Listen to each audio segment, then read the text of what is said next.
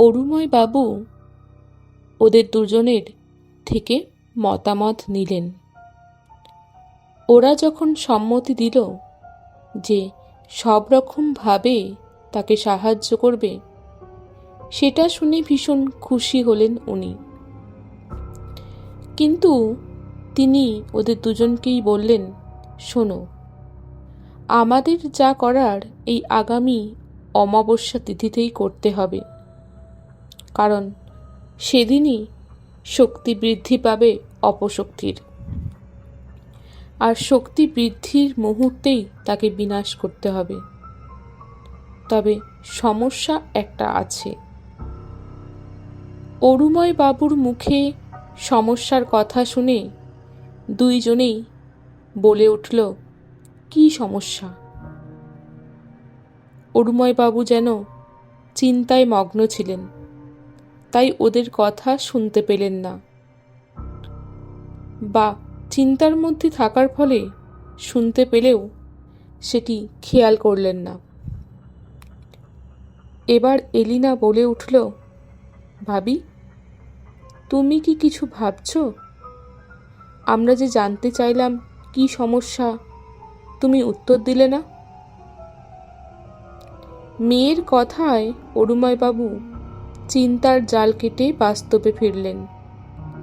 তার কারণ এলিনা তার বাবাকে কথাগুলো বেশ জোরের সাথেই বলেছিল। অরুময়বাবু বললেন, আসলে আমি সমস্যাটা নিয়েই ভাবছিলাম যে কি উপায়ে গেলে সমস্যার সমাধান হবে। তোমরা যখন জানতে চাইছো, তোমাদের সমস্যার কথাটা বলছি। আসল সমস্যা হলো মধুবন্তী হালদারকে নিয়ে, যিনি তোমাদের ঠান দিদি। আমি ত্রিশূলের 2 শক্তিকে পেয়ে গেছি, কিন্তু ত্রিশূলের 3য় শক্তি ওনার মধ্যে। যদি ওনাকে ওই রায়গড়ে কোনোভাবে পাওয়া যেত তাহলে খুব ভালো হতো, কিন্তু সেটা সম্ভব নয় কোনোভাবেই, কারণ তিনি অতিশয় ধূর্ত। আমি যদি তাকে অমাবস্যার দিনে ডাকি এই রায়গড়ে, তাহলে তিনি তো আসবেন না, উল্টে সাবধান করে দেবেন আমার ছোট ঠাকুরদাকে। তাই আমি ভাবছি কি করা যায়। এমন কিছু একটা করতে হবে যাতে সাপও মরে আবার লাঠিও না ভাঙে। আমি যে গড়পুর হালদার বাড়িতে যেচে পুজো করতে চাইব, সেটাও কোনোভাবে সম্ভব নয়। তাহলে প্রথম থেকেই সকলে সন্দেহ করবে। কি যে করব সেটাই বুঝতে পারছি না। এদিকে অমাবস্যার মাত্র 3 দিন বাকি, কোনো পরিকল্পনাই করে উঠতে পারছি না। অরুময় বাবুর কথা যুক্তিযুক্ত, তাই ওরা দুজনেই ওই একই জিনিস নিয়েই ভাবতে লাগলো। সত্যি কি উপায়ে সম্ভব ঠান দিদিকে আদেও হালদার বাড়ি থেকে বের করে আনা সম্ভব এই রায়গড়ে? কিছুই বুঝতে পারছে না ওরা। কিভাবে এগিয়ে গেলে ওরা সফলতা পাবে। যখন 3 জন ওই আলোচনায় ব্যস্ত, হঠাৎই ঘরের দরজায় টোকা পড়ল। অরুময় বাবুর নির্দেশে ওরা আস্তে আস্তে করেই কথা বলছিল। ঘরের দরজায় টোকা পড়ার পরেই একদম নীরব হয়ে গেল। অরুময় বাবুই এগিয়ে গিয়ে দরজাটা খুললেন। দরজা খুলে দেখলেন সেখানে দাঁড়িয়ে আছেন হরি কাকার স্ত্রী। তিনি মাথা নিচু করে বললেন, আগে আপনারা খাবেন বলে আমি কখন সব রান্না করে বসে আছি। লুচিগুলো এবার না খেলে ঠান্ডা হয়ে যাবে, তাই রাখতে এলাম। অপরাধ নেবেন না, আপনাদের কথার মাঝে ডেকেছি বলে। অরুময়বাবু দরজা খুলে ওনাকে দেখে যতটা বিরক্ত হয়েছিলেন, ওনার কথা শোনার পরে সেই বিরক্তি ভাবটা আর নেই। তিনি সত্যি সত্যি বুঝতে পারলেন না এবারে কিছু মুখে দেয়া দরকার। হাতে পড়ে থাকা ঘড়ির দিকে তাকিয়ে দেখে বুঝলেন এখন সকাল 9টা। না, খালি পেটে তো আর বুদ্ধি খুলবে না। অরুময়বাবু ওদের দুটিকে নির্দেশ দিলেন খাবার খেতে আসার জন্য। এমনিতেও ওরা প্রস্তুতি ছিল। অরুময়বাবুর ডাকে এগিয়ে গেল খাবার টেবিলের দিকে।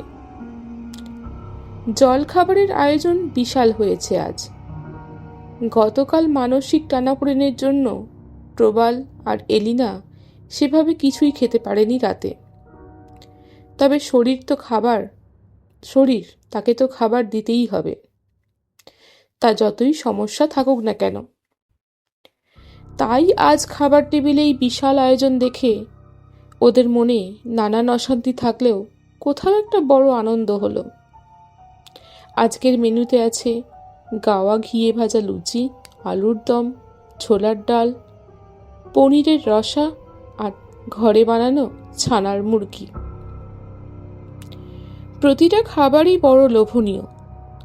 তাই ওরা দুইজনে মিলে অরুময়বাবু সাথে বেশ উপভোগ করতে করতে খাবারগুলো খেলো। এমনিতেই এলিনা কম খায়, তবে আজ এত সব লোভনীয় খাবার দেখে সেও বেশি খেয়ে ফেলল। আর স্বভাবতই গত রাত ছিল নির্ঘুম, তাই খাওয়া শেষ হবার সাথে সাথেই ক্লান্তিতে দুই চোখের পাতা বুজে এলো। এলিনা আর প্রবাল ওদের মতো করে ঘরে চলে গেল। সত্যিই এবার বিছানায় টান টান করে শরীরটা মেলে দিলেই হয়।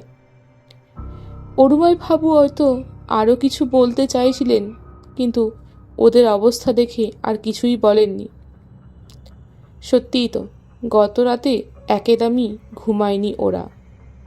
আর খাবার পর যেভাবে ওরা ঘন ঘন হাই তুলছিল, তাই মনের কথা মনের মধ্যেই রেখে দিলেন। বিছানায় শুয়ে পড়ার সাথে সাথেই গাঢ় ঘুম নেমে এলো দুই চোখে। এলিনা আর প্রবাল পাড়ি দিল অন্য জগতে। ঘুমের মধ্যেই প্রবালের চোখে ভাসতে লাগলো গতকাল দুপুরের ঘটনা। ও যখন হাঁড়িকাঠের মধ্যে প্রবালের মণিটা রেখেছিল, ঠিক যা ঘটেছিল সেই সব ঘটনা। হঠাৎ করেই সেই দৃশ্যপট বদলে গেল। সেই জায়গায় উপস্থিত হলো এক অন্য দৃশ্য, যেখানে প্রবাল তার চেনা মানুষগুলোকে দেখতে পেল।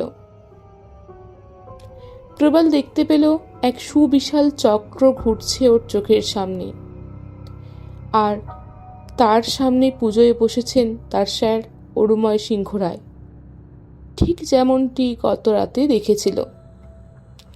লাল ধুতি আর উত্তরীয় পরে তার চেহারা থেকে এক অদ্ভুত দীপ্তি নির্গত হচ্ছে। প্রবাল দেখতে পেল সেই চক্রের মধ্যে এক ধারে দাঁড়িয়ে আছেন ঠানদিদি, আর অন্য এক ধারে দাঁড়িয়ে আছে এলিনা। প্রবাল আর অরুময়বাবু একেবারে মুখোমুখি,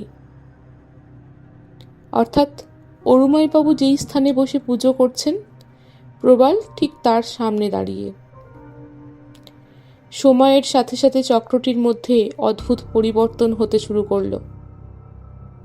প্রবাল দেখতে পেল চক্রটি আর গোলাকার নেই, ক্রমশ রূপ নিচ্ছে এক ত্রিশূলের, যার দুই ফলার মধ্যে দাঁড়িয়ে আছেন ঠানদিদি আর এলিনা।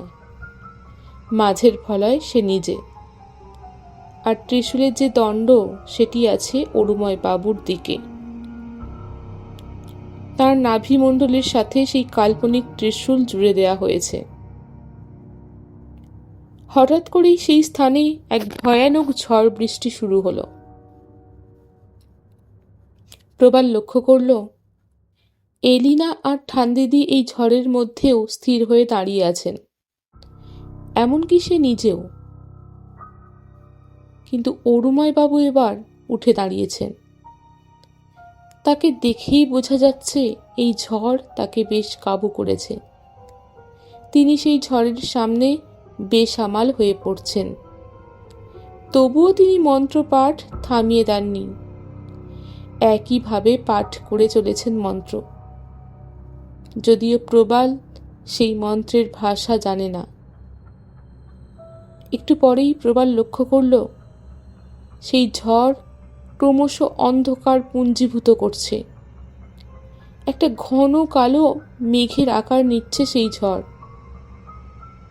আর একটা সময় সেই ঝড় এক মানুষের রূপ নিল। প্রথমে তার অবয়ব ঝড়ের মধ্যেই সুতীব্র অন্ধকার দিয়ে তৈরি হলো, আর আস্তে আস্তে সে রূপ বদল করে পরিণত হলো সেই ভয়ানক অর্ধ পিশাচ আর অর্ধ প্রেতে। যদিও প্রবাল ভালো করেই চিনতে পারল যে সে কে। সেই তো নিত্যানন্দ সিংহ রায়। এরপর অরুময় বাবু মনে হয় শেষবারের মতো মন্ত্র উচ্চারণ করছেন, কারণ তাকে দেখেই বোঝা যাচ্ছে তিনি মৃত্যু ভয়ে ভীত। ক্রমশ সেই অর্ধ পিশাচ অর্ধ প্রেত মূর্তি এগিয়ে যেতে লাগলো অরুময় বাবুর দিকে। প্রবাল লক্ষ্য করল এলিনা, ঠান্দিদি আর তার নিজের শরীর থেকে অদ্ভুত সব আলো নির্গত হচ্ছে। এলিনার শরীর থেকে নির্গত হচ্ছে সোনালি আলোর রাশি। ঠান্দিদির শরীর থেকে নির্গত হচ্ছে সাদা আলোর মালা। আর প্রবালের শরীর থেকে এক লাল মায়াবী আলো। আর সেই আলোর রাশি একত্রিত হয়ে এগিয়ে যাচ্ছে সেই ভয়ানক অর্ধ পিশাচ অর্ধ প্রেতের দেহের দিকে। কিন্তু সেই আলো পড়ার আগেই ভয়ানক পিশাচ অরুময় বাবুর গলা টিপে ধরেছে। তাকে কোনোভাবেই মন্ত্রপাঠ করতে দিচ্ছে না। প্রবালের বড় অসহায় লাগছে। সে চাইলেও কিচ্ছুটি করতে পারছে না। একটা মানুষকে চোখের সামনে এভাবে মরতে দেখতে হবে, কারণ প্রবাল সহ বাকি দুইজনের পা মাটির সাথে গাঁথা হয়ে আছে। কিন্তু প্রবাল এই ভয়ানক বিপদের মাঝেই দেখল এলিনা শান্ত হয়েই সবটা লক্ষ্য করছে। তার মুখে কোনো অসহায়তা নেই।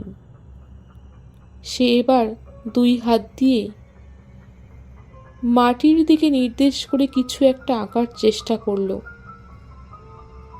আর তাতে করেই প্রবাল দেখতে পারল সেই স্থানে একটা সুবিশাল কালচক্র। এলিনা যেন অদ্ভুত শক্তিতে বলীয়ান হয়েছে। তার হাতে ত্রিশূল ট্যাটুটি ক্রমশ সোনালি আলো দিয়ে গ্রাস করছে। আর এলিনার চারপাশে সেই কালচক্র ঘূর্ণাবর্তের মতো আবর্তিত হচ্ছে। একটা সময় প্রবাল দেখতে পেল সেই ঘূর্ণাবর্তের শক্তি টেনে নিয়ে যাচ্ছে ভয়ানক প্রেত পিশাচের দেহ। টানতে টানতে তাকে নিয়ে যাচ্ছে এলিনার পায়ের কাছে। হঠাৎই তীব্র বিস্ফোরণ। সাথে সাথে সেই স্থানের মাটি কেঁপে উঠল, আর এলিনা সহ সেই অর্ধপ্রেত পিশাচের দেহ মাটির তলায় চলে গেল। প্রবাল এতটুকু দেখেই থামল, আর এলিনাকে হারিয়ে ফেলার জন্য তার মুখ থেকে একটা তীব্র আর্তনাদ বেরিয়ে এলো, যার ফলে পাশে শুয়ে থাকা এলিনার ঘুম ভেঙে গেল।